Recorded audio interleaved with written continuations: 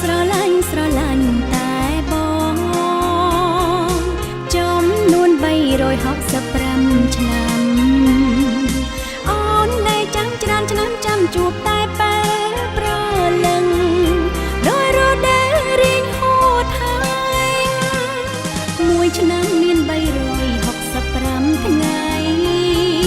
អូនគេនឹងស្រមៃដួងចិនចំបានតាំងផ្នែកហោអាឡ័យរាល់ពេលរាត្រីម្នាក់ឯងវងវែងនឹងរលឹងថ្លៃ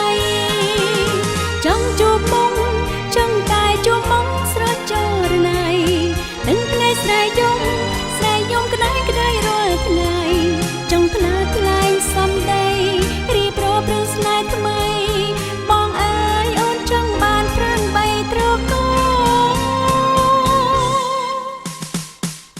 មើលភ័ក្របងមិនចេញធុញទ្រា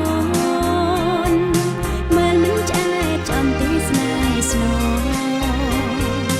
មើលយូររំតែចង់ត្រសោបអបត្រកូលឲ្យសពបងនោះបងស្នេហ៍ថ្លៃ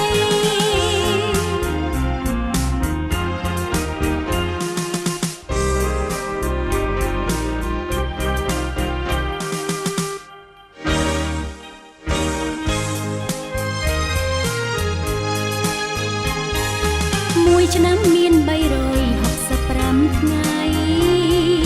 អូនគេនឹងស្រមៃដួងចិនចំបា